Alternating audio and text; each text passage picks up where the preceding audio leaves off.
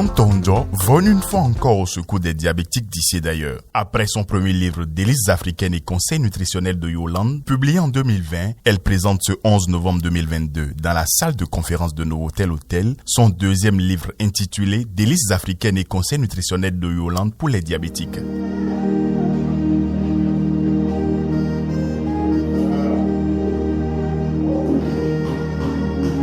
On n'avait pas su que c'était un pied diabétique en fait. On pensait que c'était juste une plaie qui est arrivée comme ça. Je me suis réveillé un jour au CHU, dans une chambre d'hospitalisation, et je regarde, j'avais plus mon pied gauche. Elle avait un gros bandage. Et c'est là que j'ai vu mon épouse. J'ai vu un ami. J'étais choqué. Et là, le mois me revenait. Je voyais des scènes où j'étais dans une salle, il y avait les chirurgiens. Parce que là, j'ai demandé, mais qu'est-ce qui s'est passé? C'est là où mon épouse a eu la manière de me dire carrément d'accepter ce que le Seigneur a décidé de mieux pour moi. Cette soirée de lancement officiel de livre a été enrichie par l'intervention de plusieurs partenaires québécois de l'auteur grâce à une visioconférence et par une série de témoignages. En fait, pourquoi moi je conseille fortement l'achat de ce livre-là, parce que c'est un outil complet qui est écrit, qui est fait, qui porte sur le diabète, mais aussi qui est écrit par une nutritionniste béninoise pour les Béninois, pour les Africains et pour la diaspora. Il est complet en ce sens que Yolande sait vulgariser la maladie, elle sait très bien vous l'expliquer, mais également dans son livre, elle vous apporte des outils concrets pour bien contrôler votre diabète de type 2 à travers l'alimentation.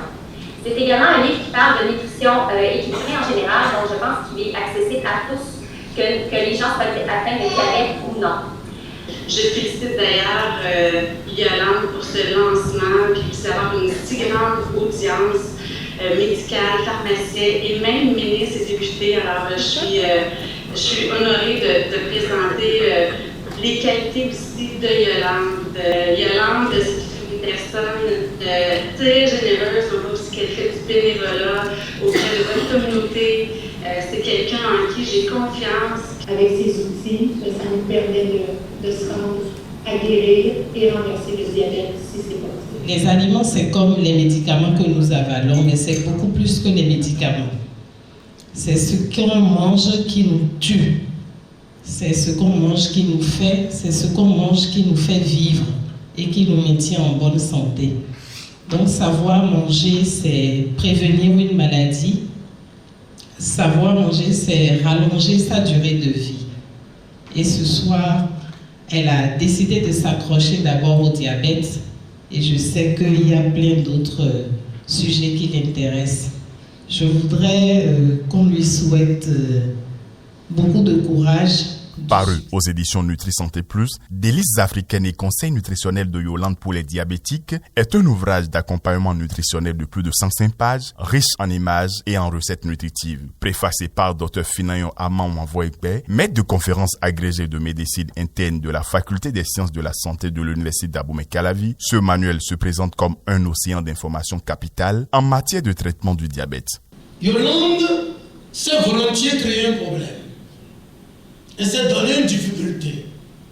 Dans le titre déjà, parce qu'elle nous donne un titre qui s'appelle Délices africaines et conseils nutritionnels de l'environnement.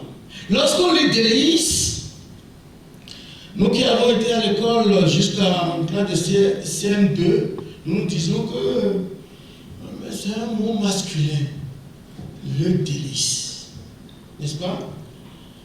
Mais ce mot devient féminin lorsque ce mot est au pluriel. Il y a le mot amour. Et dans ce qu'on dit, les amours africains. Et non les amours africains. Mais nous disons ça tout le temps. Les amours africains. Mais c'est africain. Ou bien, et il y a quel mot encore? Le mot genre. Le mot genre aussi. Et ce mot répond à cette règle et elle a choisi volontiers de se mettre en difficulté pour mettre ce mot dedans.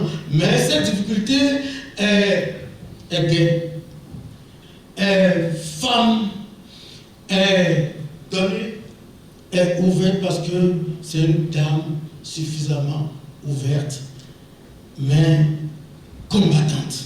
Toutes les 5 secondes, le diabète tue une personne dans le monde. Donc vous voyez, c'est un véritable problème de santé publique. En 2003, la Fédération internationale du diabète avait estimé le nombre de diabétiques dans le monde à 194 millions. Et en 2003, toujours en 2003, la Fédération internationale du diabète avait estimé le nombre de diabétiques pour 2025 à 333 millions. Donc la Fédération avait sonné l'alarme pour qu'on commence à prendre des mesures pour freiner cette pandémie non transmissible.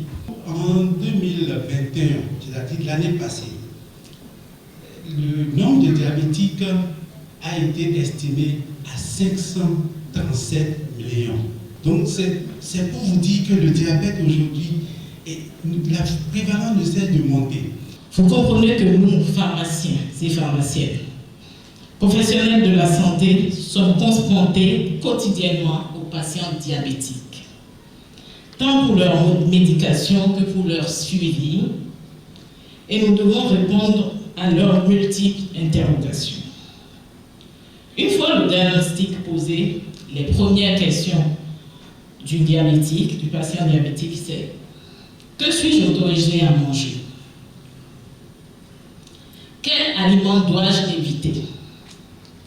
Commence alors pour le malade la quête sans fin des aliments à prendre ou à éviter. Ce qui transforme le repas du diabétique en un véritable casse-tête, d'abord pour lui-même et ensuite pour ses proches. Le diabète est souvent synonyme de restriction alimentaire. Alors, comment maîtriser son diabète par un contrôle alimentaire? Le savoir-faire du nutritionniste est tout aussi important pour accompagner les malades sur le plan nutritionnel que pour assister les entreprises agroalimentaires. Je suis bien consciente que la bataille contre le diabète est une lutte dont la fin est contenue si nous ne travaillons pas à améliorer certaines de nos habitudes de vie. En mettant à la disposition de notre communauté les informations contenues dans ce livre, nous réussirons à prolonger le plus longtemps possible cette bataille et finalement nous réussirons à nous faire amis de cette maladie chronique. C'est à cette lutte que je voudrais humblement contribuer à travers ce livre. Dans une ambiance conviviale, la fin de cette soirée a été marquée par la vente du livre et des dédicaces.